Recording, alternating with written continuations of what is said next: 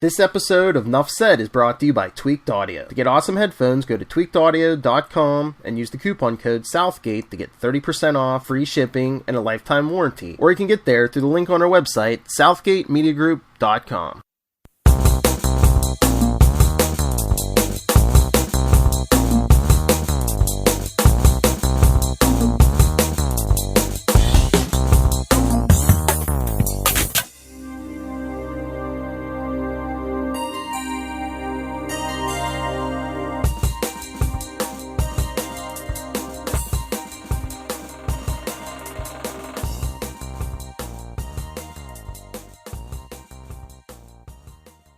In a world of capes and lunatics, gods and monsters, there are those who stand against those that would destroy us. Are they friend? Are they foe? Are they the heroes we need or the heroes we deserve? Are they the agents of Sword? Or are they the Avengers standing against them? This is Nuff Said, and we'll find out. I'm your host, Charlie, the Professor Esser. And with me, as always, is my skinny rich friend. It's Mozz. And special guest tonight, from somewhere else. Thank you, Speedy Gonzalez. He's too fast. He's too fast. He said it. You didn't hear it. Yes. We give both. A little less on the accent, though. This ain't an 80s sitcom. Right. But it is an 80s sitcom. Welcome to the glorious 80s and a very special episode.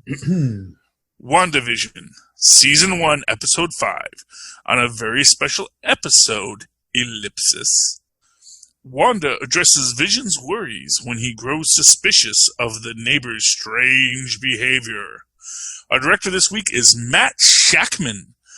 Peter Cameron, Mackenzie Dorr, and 10 more credits. Let's see who. Oh, wow, this one's got a lot of writers' credits. Okay. Wow. So Peter Cameron and Mackenzie Dorr, those are written bys.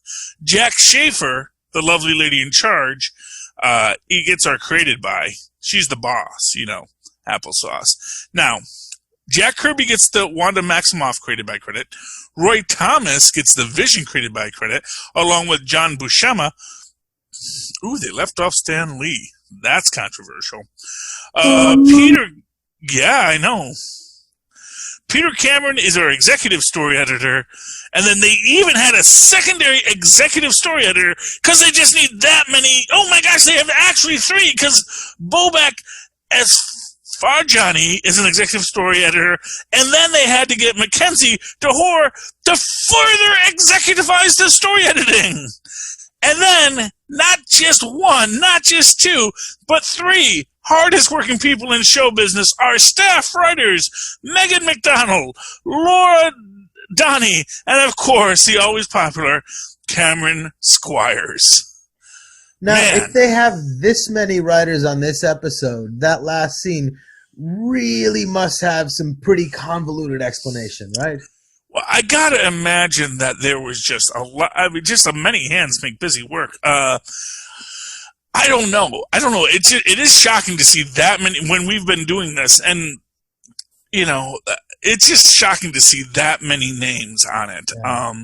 What I will say is, do you think they were like assistants to, were like paralegals just looking through case law for the lawyer, doing all the grunt work to make sure they're not violating any blah, blah, blah, or timeline or this or that? That's why they needed that many writers? I mean, it's possible. I mean, I don't know exactly what a staff writer does. Or maybe, you know what it could be? Is it could literally be that this is the episode that they crossed some union rule that now they can count them as staff writers. Huh. So all these people were there the whole time, but because of how they were paid, they weren't officially staff writers. But by episode 5, they said, you know what? You all get a credit, I really don't know how it works, and I really don't know how IMDb works. I don't know how those names get there. I don't know if there's any kind of editorial board. Honestly, for all I know, I could go in there right now and just say, yeah, I wrote this episode. Totally, it was me. So that's the problem with the internets. And the internet interestingly enough, is a brand newfangled thing with a dial-up modem in this episode. But we'll get to that, because there's a lot going on in this episode. First off, we have the babies, and we have the opening, which is clearly in the Family Ties house, as people have pointed out. Right. But what I find most fascinating is, to me, Wanda looks like Kimmy Gibbler. Huh. I could see that. You know, the little side ponytail thing. It seems very much a callback to really later 80s stuff. But that's one of the things I think about this episode, whereas I think we get some nice transitions of different things from the 80s. And that is telling in the fact that when we first start off, we have Wanda in her Kimmy Gibbler outfit and Agnes in her Flashdance outfit. And we get our we get the birth of our children. And then, of course, Agnes comes in. And, you know, of course, Vision has to hurriedly cover his face, which, you know, he does, because he was not expecting someone coming in. But there's an interesting thing about the passage of time in this, because, of course, after the children calm down and a lot of wackiness, including Agnes doing a whole breaking of scene and saying, "Do you want me to take that from the top?" Wait, sorry, but I was just wondering. I wonder if she has superpowers, or she's just spying on Wanda. She's like spying on Wanda and Vision, because I wonder how she's able to come at specific times. Well, I mean, I think she definitely has some kind of powers. Now, of course, here's the thing. Everyone likes to pile on poor old Agnes and Agatha, which, of course, is what everyone assumes, or maybe she's actually Mephisto. But here's what I'm going to say. I don't think Agnes is in control. I actually think she is there as a spirit guide for Wanda. I think she's just as much a victim as anybody else in that town. You know, everybody, whoever the overarching, person is controlling this or putting this in motion, she's just following their direction. Everybody has a job in the town, and this happens to be her job. I think that's the only reason she does it. But she always has that sense of, oh, man, I got to do what I'm told. Otherwise, you better do what they're told to. Otherwise, they're going to beat us. That kind of feeling, you know?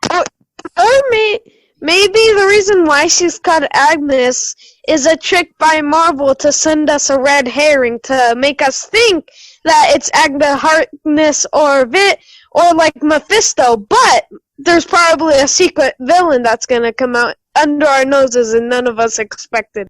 Oh, that would be nice. If they really, truly are able to pull one over on us, that would be really cool. Well, here's my thing. I don't think Agnes... Here's what I'm going to tell you.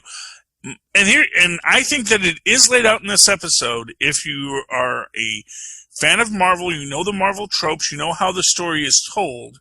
The secret villain was here, and they really haven't been a secret, because the villain is actually acting director Hayward. And I've said that before. Clearly, Hayward is evil. But in this one, he cranks the evil up to 11. And in my opinion, everything he does is meant to shift the blame away from himself. Because so here, I'm going to jump right to the fan theory. My honest opinion here is Hayward used some super secret weapon they had that was meant to be the, Omega level threat gun on Wanda. It backfired in Westview and basically caused the town to implode, which made Wanda have to sort of hex everything into control. And here's the thing. I think this is why we're getting the broadcast. Because I think Wanda is crying out for help unconsciously, and that's why it's a broadcast. Because as we see, the episodes are repeating. They're getting into time loops, and things are happening in a very odd way once they start watching. Because the helicopter doesn't show up until episode 2. but the helicopter goes in before episode 1 airs. So that suggests when Darcy sees episode 1, even though she's coming at the tail end of episode 1, she must have the things that have happened had already happened within the bubble. Time is flowing differently inside the bubble and maybe looping back and repeating. I know this has probably... I just have 2 questions. It doesn't have what things to do with what you're saying, but one thing is that if you listen, well, not listen closely, but Wanda tells Vision maybe it's time for us to kind of come out, show the entire world of Westview that they're actually Wanda and a robot. And another thing that I'm wondering is, I'm still wondering why no one is worried. Well, I mean, it's probably because we saw I'm blanking on her name, but we saw her in the television and she was a sword agent. But I'm still... Yes, Monica. Monica Rambeau. But I'm still wondering why they're... because they haven't really seen... they haven't really seen the hazmat guy in a while, and he hasn't responded back, and I'm wondering why aren't they worrying as much? That's a fair item there. I mean, because that is a thing. We don't know what happened with the beekeeper. Maybe everything else is making so much noise that they have to pay attention to so many things they haven't thought about it yet. Yeah, I mean, they may have even just put him in as MIA, you know? That's also Agent Franklin, MIA. You know, that's the thing. Although, as people have pointed out, that his name is Agent Franklin, and of course Franklin Richards has a really interesting tie to the whole story that he may come back as Franklin Richards. Now, is that going to happen? I highly doubt it. He was clearly a random dude that they gave him a name, Agent Franklin, but it does suggest that Agent Franklin will be back, because you gave him a name of Franklin that they never use in the series. So I think we're going to see him come back, and what happened to him is going to be something important. I don't know if it's going to be a good important or a bad important, but there's going to be, because if you actually, when he is kicked out, it's not the same way that Monica is kicked out. Monica is physically removed. Franklin rewinds. And that is a very telling difference in the way that the story is edited, that Franklin rewinds out of the scene. And then the scene resets. So was it that he never went in now from their perspective? In which case, where is he? Is he just on the other side of the thing, coming out, as if there was time manipulation? And are they maybe hiding that data from Darcy? Or maybe it's pretty dark, and when it rewinded, it rewinded him from existence. I mean, but that's the thing. So, but he rewinded from existence. So, does that mean that he essentially was snapped?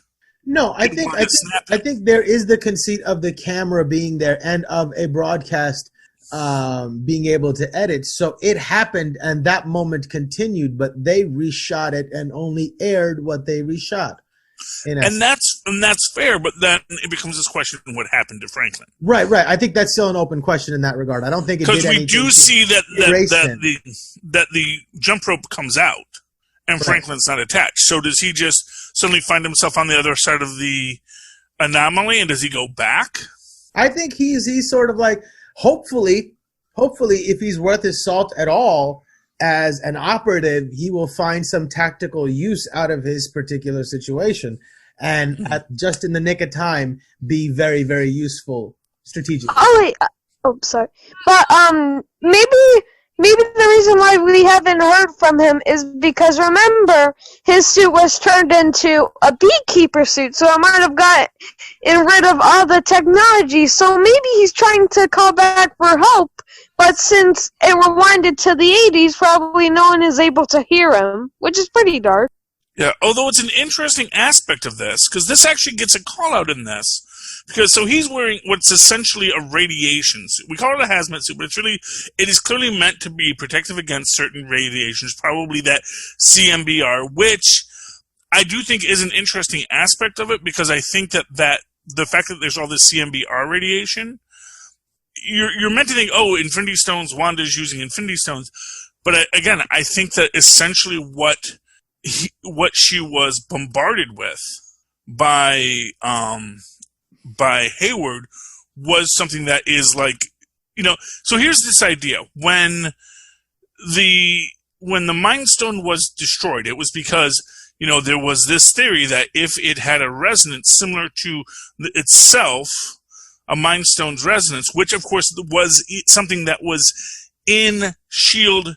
and SWORD's custody for a very long time, being studied and analyzed and had records of what it looks like, that they may have tried to do what she did to Vision, hit her with this ray, but because of course that's what empowered her in the first place, it actually wound up just amping up her powers, which caused the explosion and caused the devastation.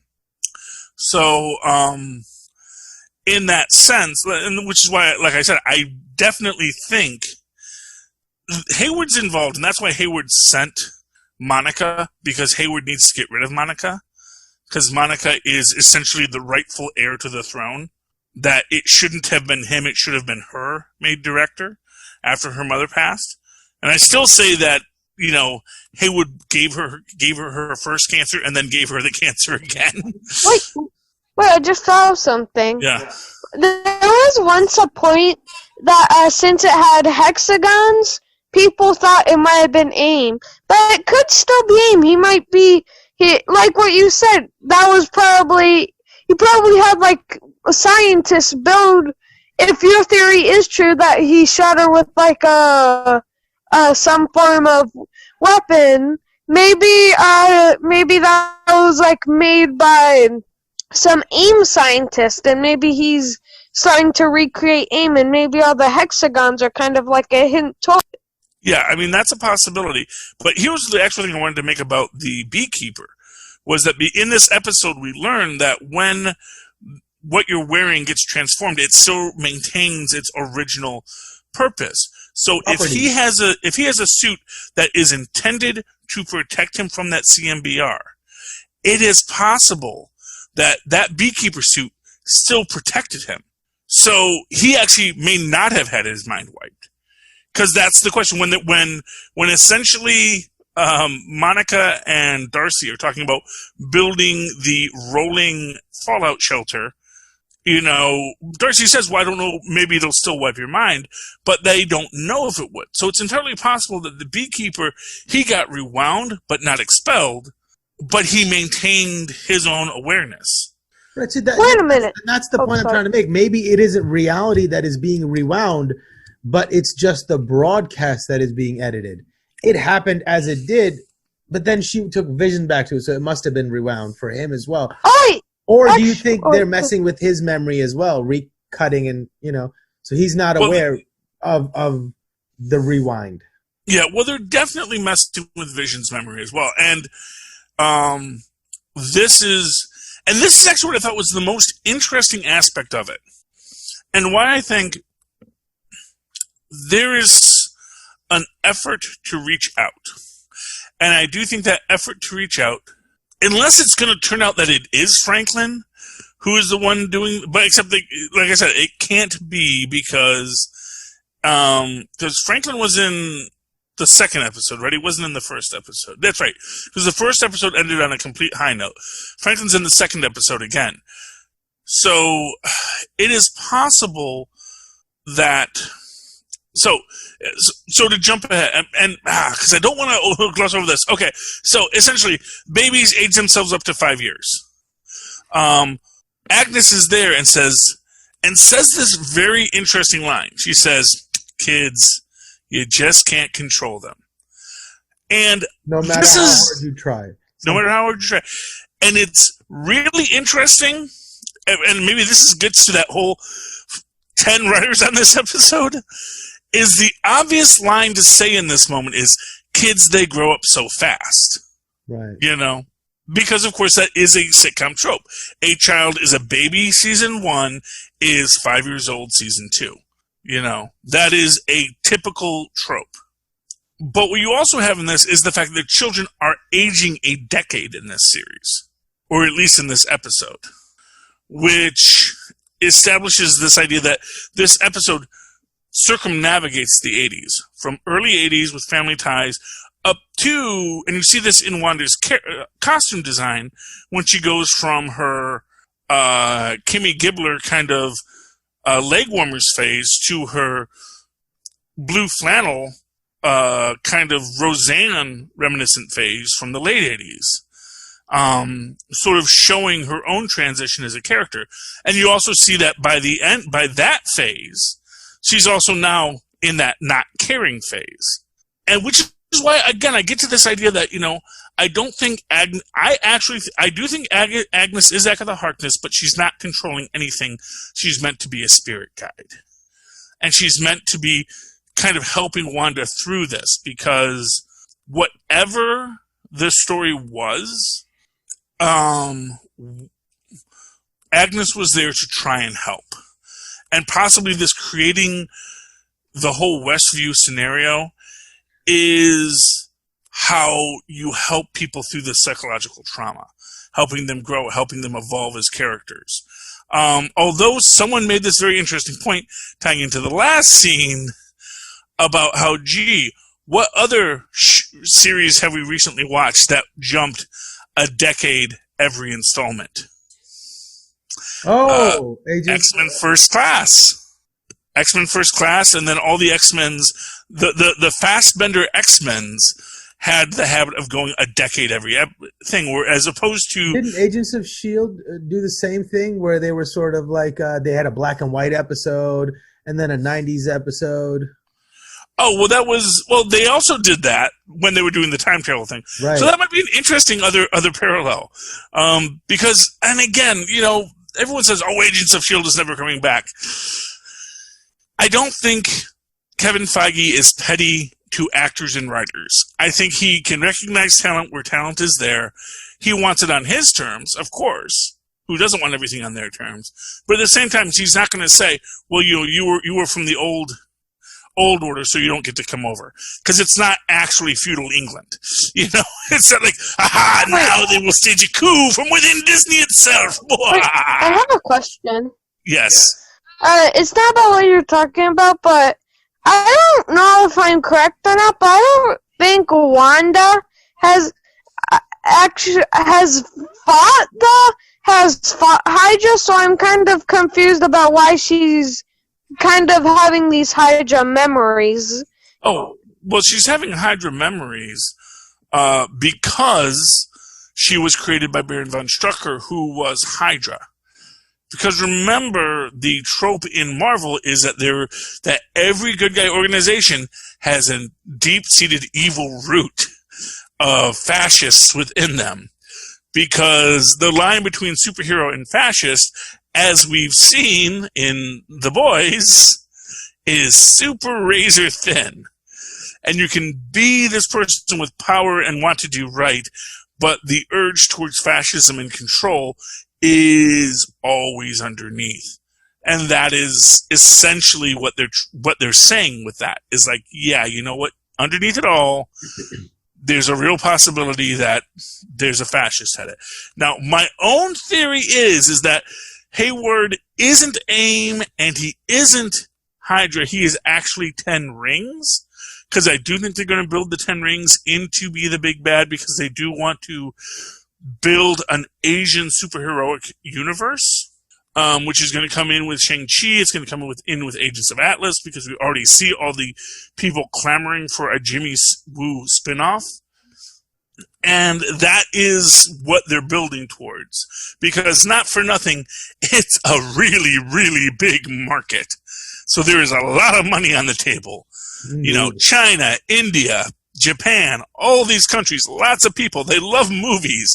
How can we get those sweet, sweet ducats, you know? So, expanding the Asian and South Asian and East Asian character base is central to Marvel's global domination. Yeah, Marvel and Disney's global domination.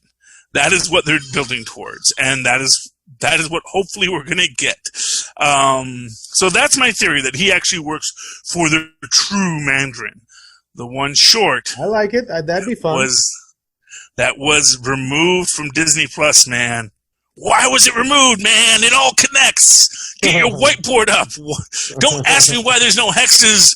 Don't ask me why there's hexes. Ask me why there's no Hail to the King short on Disney Plus. They're hiding something. It's a conspiracy. They're editing our reality, Mozz. I'm telling you. I hear you. I found it once a while back, and I'm lucky that I did. I watched it, and it was brilliant. It was so it is good. Brilliant. So well done. And the guy playing the Ten Rings agent is one of my favorite actors. I can't think of his name right now. It's one of these strange ones. He was a Daily Show guy. And I know who you're talking about. No. The guy who's the agent of Ten Rings, who pulls the gun out of the camera. But he's a comic actor. I'm trying to remember his name, but I thought he was on the Daily Show. I thought he was not Stephen Colbert guys. No. He's been in indie movies a lot, and he's done a couple of good things. But he's a really, really good actor. Yeah, I think you might still be able to find it on YouTube, but we'll have to see. Yeah. But yeah, he is a great actor. I know who you mean, and I know him but I can't remember his name now. But he is, and trust me, he has done a lot of comedy too. Which is where I knew him from. Was like, oh, I know that guy from comedy. But, a lot of great actors do comedy, too, so that's just reality.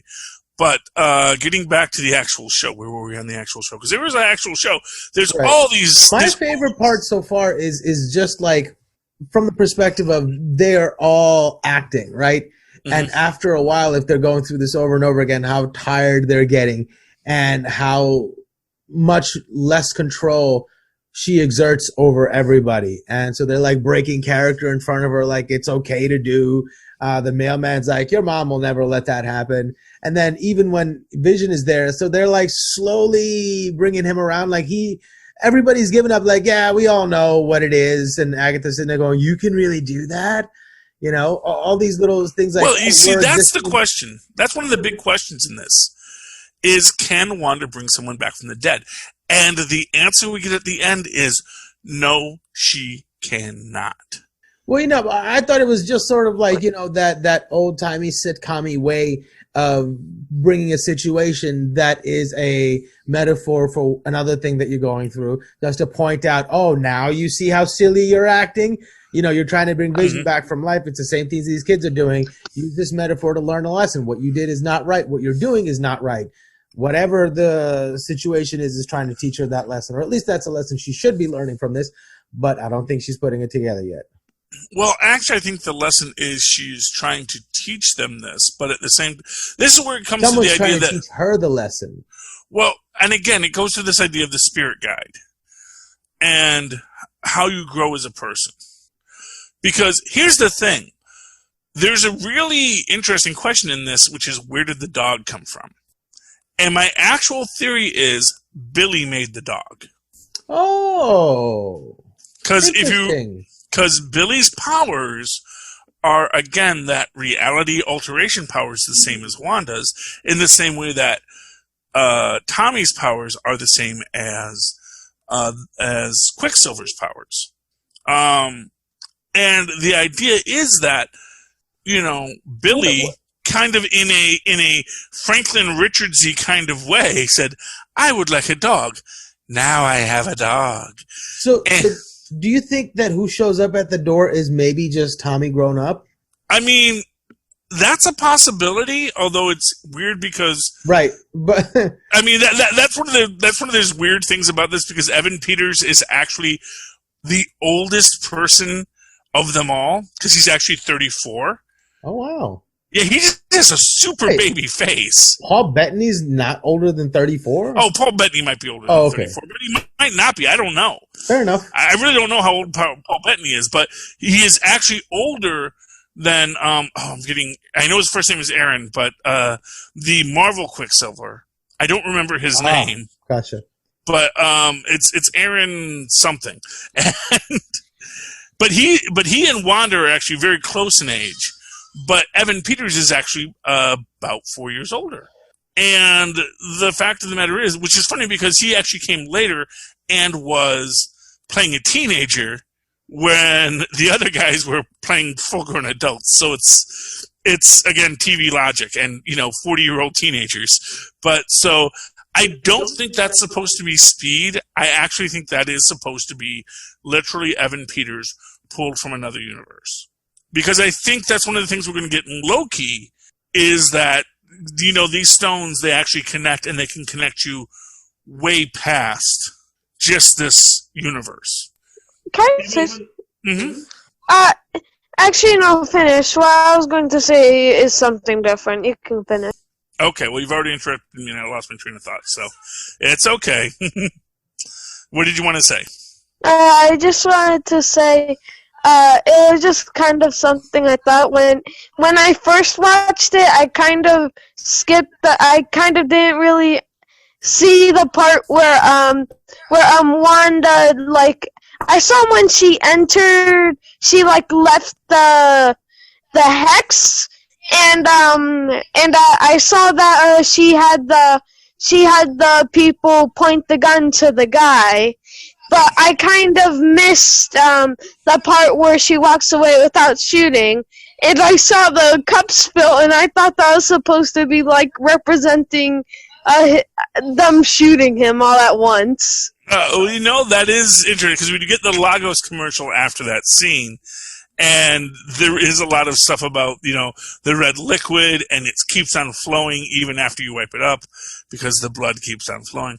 I don't think she killed Director Hayward in this, but this is a really important scene because there is something in this scene that no one is talking about, as is always the case.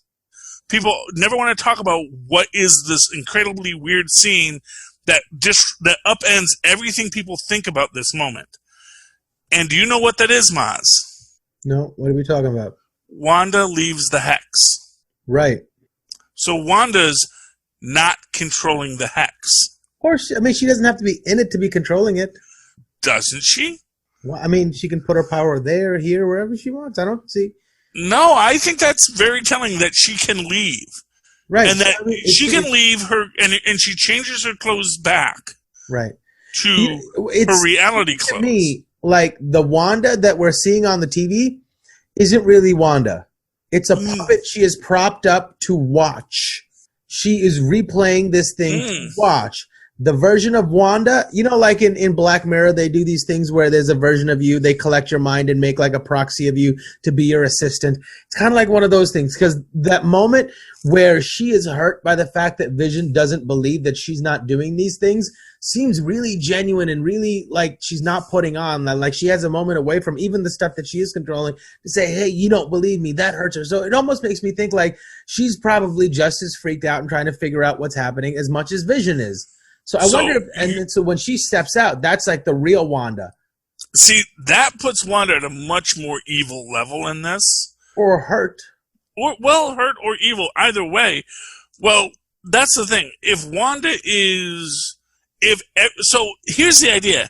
So let us say when Hayward theoretically fired off his Infinity Bomb, his Big Bang Bomb, You're talking about in the bubble with the drone, with the helicopter? No. I'm talking about before. This is how it started. Yeah, whatever caused it. And that's my fan theory. But whatever caused it, then in your perception, what Wanda is Wanda isn't even in it. Wanda is just being, to use a Fantastic Four reference, Franklin with a marble. That she's got all this place in this little marble that she's holding. And in that marble, she's observing it. And when they're coming in, they are, she comes out of it because they're interrupting her stories. Right. And the Wanda we see isn't Wanda. The children Right. we see aren't real except for her imagination of it. And, Wait. Oh, yes. there's just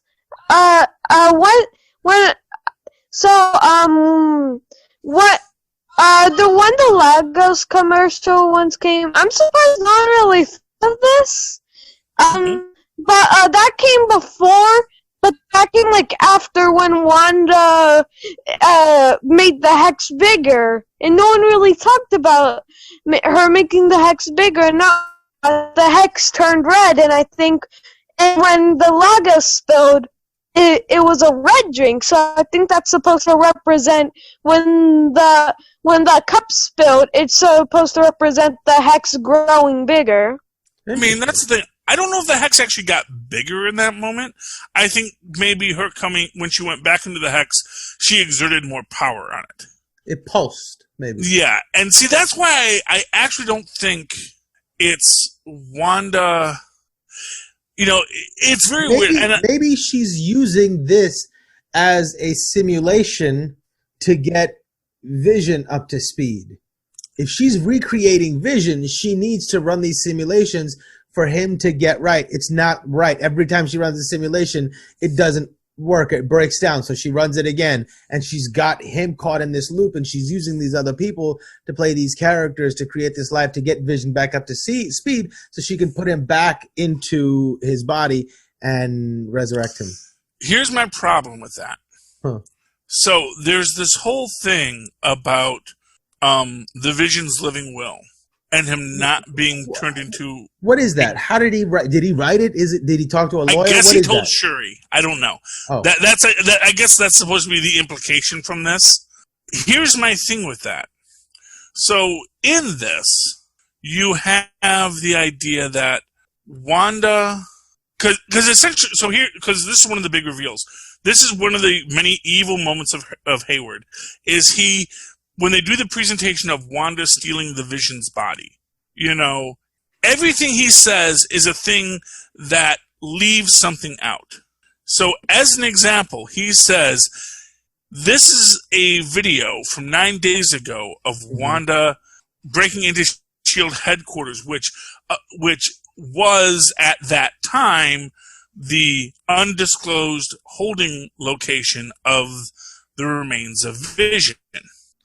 Now, when we find her and we find Vision, he is fully disassembled. And the problem with this is that's not his remains, that's his dissection. And so if Vision said, after I am gone, do not bring me back, which we can imagine Shuri and the Wakandans would have respected, quite frankly, they say, hey, that's a lot of Wakandan vibranium. That should probably be back in our soil. Let's call a shelter half an entrenching tool. He's one of us. Which makes me think that his body was stolen by Hayward. Which, again, is why I think that Maria's cancer coming back was no coincidence. That Hayward used crazy super science to make sure her cancer came back, and this time make sure she did die, so that he would be acting director, so that he could repatriate, quote unquote, the Vision back to Sword custody, so they could dissect him.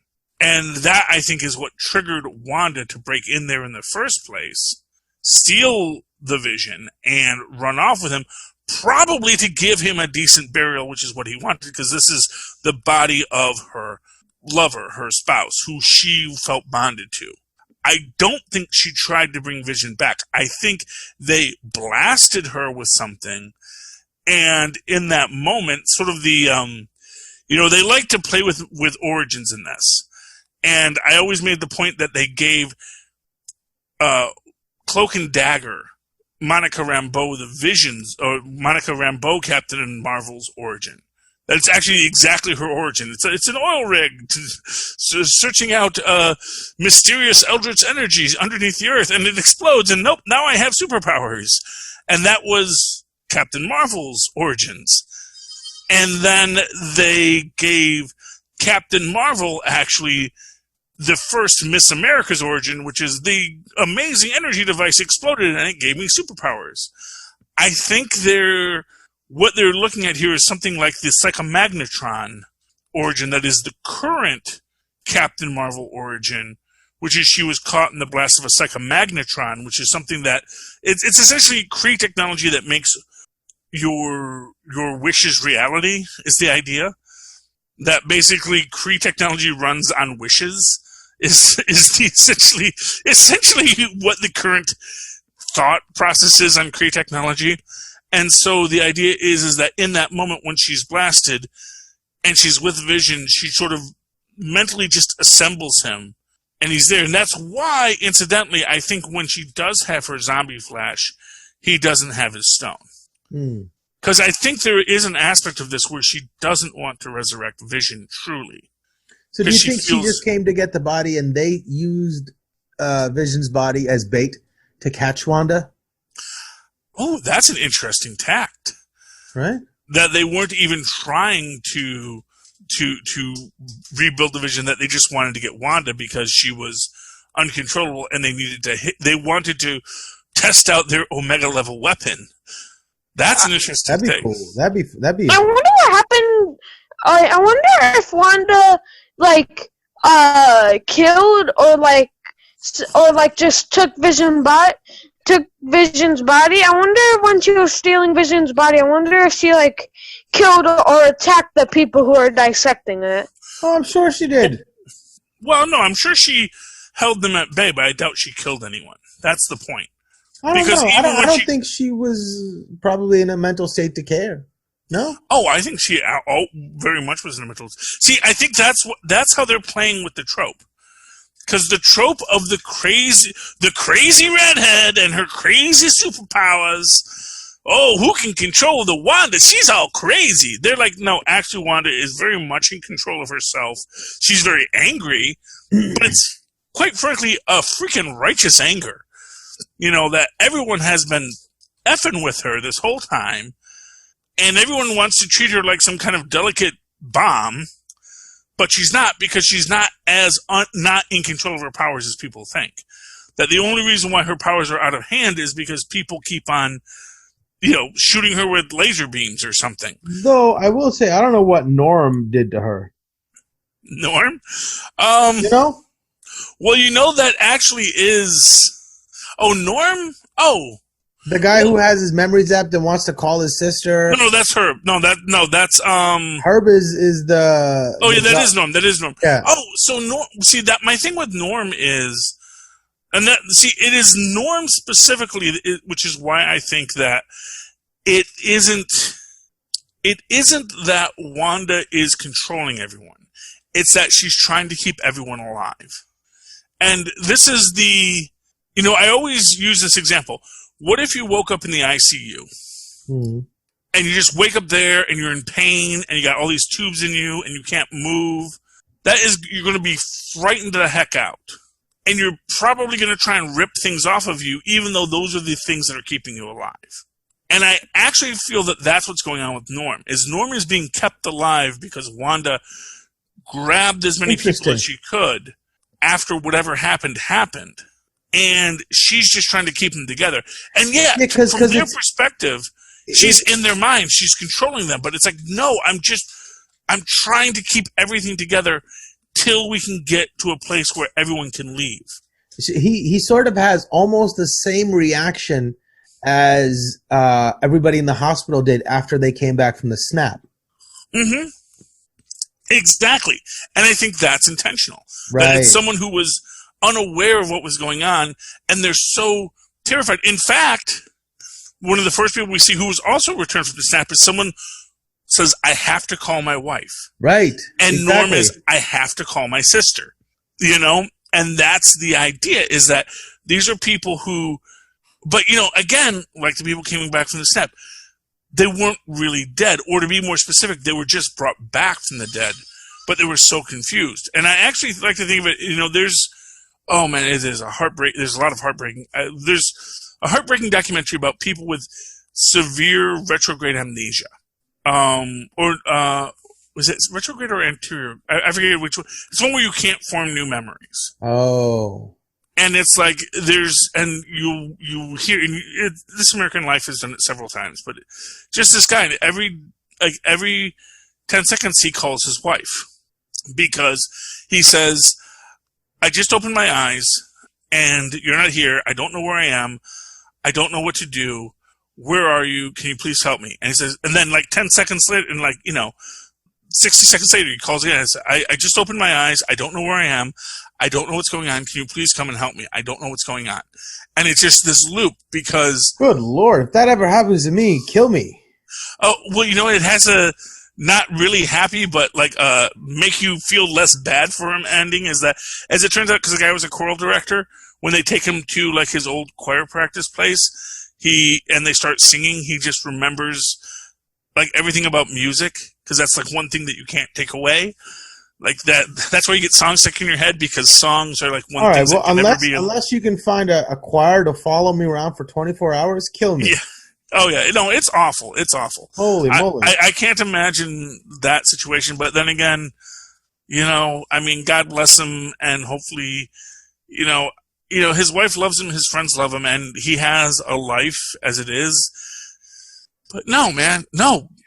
Severe brain damage is horrifying, and really is the most horrifying thing. When you talk about fate's worse than death, that's what it is not being aware. But like I said, going back to that idea of waking up in the ICU, people are trying to help you, but you don't know that. Mm-hmm. And invariably, when people wake up in an ICU, we see it all the time in movies. As soon as someone wakes up in the ICU, they start pulling out tubes, and that's what people will do. But, not all of us are the protagonists of an adventure film. So when we pull out all these cords, those were probably there for a reason. They usually don't stick a tube up your nose because things are fine. They tend to do that because things are not good. We should stick a tube up that person's nose so they don't die. Right. And that's the thing. So I kind of feel like that's the thing with Norm. He doesn't know what's going on because Wanda had to hold him in essentially a stasis. Right. And maybe that's why we're doing this decade jump, because it is an egg. And it's so do you developing. think there's a possibility she does not know that the snap has been reversed? Well, no, she knows the snap has been reversed because she was How in does the she snap. know? Because she was in the snap. Right. So she came back from the snap. So she was one of the people there. And she was clearly mad, Right, because to her, as soon as she came back, it was like Vision had just died in her arms. Mm-hmm. She came back in Wakanda and was like, what now? And... I hope that maybe the situation wasn't that she wanted Vision to come back with her to America to be buried, and they honored her wishes, and that's how Sword was able to steal her, which would make her have a lot of guilt about it. In fact, someone had made the point that she is wearing funeral clothes when she's attacking. I don't know if that's true. It might have just been in black and white, but someone had said that she's wearing funeral clothes when she's attacking Sword. And so it might have been that at Vision's funeral, reinterment in maybe Westview, New Jersey, because we know that maybe the Avengers have a base in New Jersey now. That's where they were. Right. And that's when she realized that they had blown him up. And, who knows, maybe it was Vision's actual dream. I want to be buried in Westview, New Jersey. There's a nice cemetery there. That's where Phineas T. Horton, who actually pioneered android technology with the artificial man, I want to be buried next to my brother, the original Human Torch. So who knows what was going through Vision's mind when he wrote this living will. But like I said, the fact that he has a living will tells us that there's probably a lot more details going on. And, of course, as always, a lot more details that Jimmy Woo isn't telling us because I was far more than he says. But, yeah. I don't think Jimmy Woo is the villain, though. No. No, Jimmy Woo isn't the villain. No, Jimmy Woo is definitely one of the good guys. Maybe very, very deep undercover as far as, what his clearance is. And you know how like sometimes a general would be walking in the field of battle, but he won't wear his general's hat. He'll just look like so the enemy doesn't know who the general is to take him out. Well, I've always said this about Jimmy Woo. He's the guy put in charge of Ant-Man. And for as much as you want to say, Ant-Man is such a goofy superhero, he's actually, as people have pointed out, really technically the most powerful. And in charge of, and in his, care is some pretty powerful technology. So he's pretty important. Tristan, check the Wi-Fi. You're good now. Okay. Yeah, no, it said our internet was unstable. So, hey, Tristan, check the Wi-Fi. Okay. Yeah. So let's get to the end. Okay, So what do you think it means? What do you think it means that X-Men's Quicksilver shows up there? Your audio's out. Dig it. Yeah. So, my take on the ending is that is the Quicksilver from an alternate universe. He's been brought into this universe or been replicated from that universe. It's sort of like the and this is the Thomas Riker scenario, is that you can like co-locate things on a molecular level, so that one set of him exists in the official X-Men universe, and now one exists in the Marvel universe or the mainstream MCU, expressly because she can't bring someone back from the dead. That once someone is gone, you can't actually bring them back from the dead. And of course, as people have pointed out, then why is Vision there? Because as alive as Vision was, the damage he sustained isn't damage that would technically be fatal. That essentially, because he is a machine and can be repaired, it's not the same as dying, where the cells can't be made to just come back to life. Or if you do make the cells come back to life, that is probably a bad thing. That's the whole dark side magic stuff, and you wind up looking like Palpatine. Exactly, or Pet Cemetery. It's like you are supposed to. It's a feature, not a bug. Right.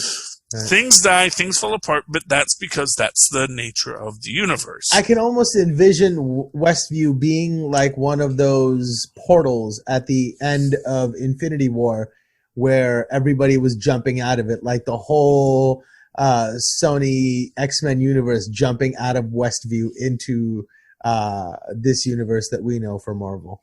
Yeah. Though here's another fun little side fan theory. Westview actually doesn't exist. Oh, interesting. That Westview never existed, but the fact that it was made to exist. So the idea is that in this scenario, the reason why we don't know who the witness was is because there never was a witness. But in creating a Westview, it reached out to certain people that were attuned to make them have a memory of it. And that everyone who says there is no such place as Westview, it's not that Westview has disappeared, it's that Westview never existed. And what we're seeing, like where they identify people, I got to feel that is more of this maintaining the illusion. I don't believe this at all, but it's just a fun theory. Like, what if Westview actually doesn't exist, and we just think it does? Or these were people from elsewhere in New Jersey brought into it, or we just happened to be in that moment. Because here's the thing about it, and it's an interesting aspect because it is Westview, New Jersey. The eastern view from New Jersey is of the beautiful Atlantic Ocean, and so we often look east. You do not look west that much in New Jersey. I mean, we have some pretty mountains and such, but, it's always we're looking eastward in New Jersey. So I can see a town called Eastview. I don't know if I see a town called Westview in New Jersey. Interesting. My sister lives in Westwood. Well, yeah, but that could just be the woods on the west side. Right. The view means I'm looking somewhere, and Right. I'm just saying I can see someone looking east because I know that here's what I'll tell you, that if you live in New Jersey, the eastern view is always considered better than the western view. Now, I had a western view when I first moved to New Jersey, and it was beautiful, and I actually felt it was the better view because I was overlooking the park. And although I could see the New York City skyline from the eastern view, you also saw the train yard and all that kind of stuff. And I didn't think that was quite as attractive.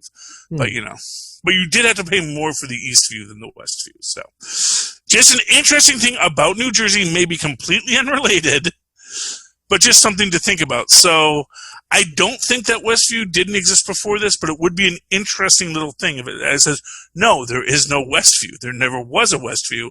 The cop who says, I'm from Eastview, and of course he's disdainful. It's like, of course there's no place as Westview. Why would you look west? Right. When everything you need to look is right here, and the only thing to look at is that beautiful Jersey shore. We're in New Jersey. We don't look west. We look east because, quite frankly, that's mountains and rattlesnakes and people that vote Republican. We're not going there. So, which actually isn't true. New Jersey has a very large Republican community. But anyway, moving right along. So that's my final thought on this episode. Mozz, what's your final thought on tonight's episode? I'm digging that, they bust the doors wide open, and now you really don't know what to expect. Yeah. So I'm super excited to see where the next, 5 episodes or 4 episodes more? That's the thing. That's what nobody knows. I first thought it was an 8 episode. Then someone says, no, it's 9. Now they're saying, no, there's actually a secret 10th episode. So how many episodes we have left, no one actually knows. That's kind of cool. Now, if it's 9 episodes, you have a waiting week before the start of Falcon Winter Soldier. But if it's 10 episodes, then there's an overlap. And, I'm inclined to think that it's. I'll be surprised if there's 9, but I'm thinking that there probably is 9 because people have said that so much that there's actually going to be 9 episodes. But now that someone has said thrown out 10, I don't know what's going to happen. I don't know anymore, Mozz. I'll be surprised if it doesn't end in 3 episodes. But so every time we get a new Wanda episode, I'm going to be excited. Right on. And if it winds up overlapping with Winter Soldier, we can do 2 shows a night. We've done it before. Yeah. I'm super excited for that. That seems really that's going to be great. That's going to be great. But we'll talk about that next time. In the meantime, Speedy Gonzalez, what's your final thought? The closest thing I kind of have to a final thought is just, I'm wondering if, I just thought of something. Was he the only person, was Franklin the only person with hazmat gear, or were there other people who could wear hazmat gear? And if so, why wasn't there a rescue team? Well, because they don't know if that'll work to save him, because we don't know if it saved Franklin yet. And Mozz, did we get your final thought? I think we got to it. Okay, just want to make sure. I've had a little apple juice already, so I don't know exactly what we've talked about yet so far tonight. So, in the meantime, if you're having trouble following the conversation and you think it's because I'm being discoherent, it's probably because you have not so good headphones. So I would suggest you go over to tweakedaudio.com, use the coupon code Southgate on checkout, get a great discount on great headphones that are as good as any headphones that you'll pay like $500 for from some person that, has a music career, but what do we know? What do we know they know about headphone technology? I'm sure they're a great music person, but that doesn't mean you know about microelectronics and subsonic headphones. Tweaked Audio, since they're an audio company, probably knows that a little bit more. Just my opinion. But go there, check out, use the coupon code Southgate at checkout, get that discount. And then, just for fun, use that exact same coupon code again over at Hunter Killer. Get another discount on their products because they don't know you already used the coupon. And honestly, they don't care. And then you get a little escape room delivered to your house. It's really fun. You help Michelle Grace solve a cold case. It'll be enjoyable. If none of that really interests you, just go down to our show notes, click on the Amazon link, go to Amazon, buy whatever the heck you want. It doesn't cost you anything. It helps out the show, and we appreciate it. And while you're there, hey, check out this book. It's called Pod Life, the book, which was written by the Southgate Media Group family, and really tells you everything you need to know about why people podcast and how they podcast and why, podcasting saved their life, which could be fun. It's available in both paperback and digital book, and that'll be lovely. And in the meantime, Speedy Gonzalez, is there any social media you want to mention? You could subscribe to Toxin Gamer. I don't really care. Okay, is it Toxin Gamer 13 or Toxin Gamer 13? Toxin Gamer 13 on YouTube. There might be some playthroughs there. You might enjoy them. Mozz Manzoor, how can people find you? Oh, they can email me at mozzmanzoor@gmail.com or find me on Facebook under Mozz Manzoor. That's MOZZMANZOOR. And of course, you can all email with Mozz and activity blog, activity blog, one word, at gmail.com. And of course, follow me on the Twitter as I live tweet Batwoman on Sunday nights, and when I remember, and DuckTales if it ever comes back on Monday nights. Remember, at Charlie Esser, that SSER. He's in the middle. For quality. Bing. Quality. Thank you, Speedy. Thank you, Mozz.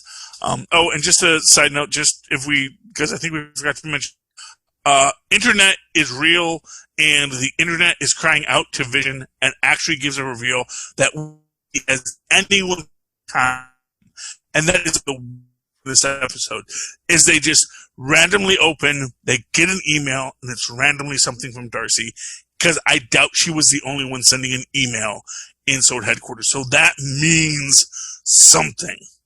Someone's reaching out, someone's crying out, possibly Franklin. We don't know yet. We'll find out. And that is the end of the show. And a poor lunatic, a god monster, or mutant. All we can say is, nuff said. Enough said.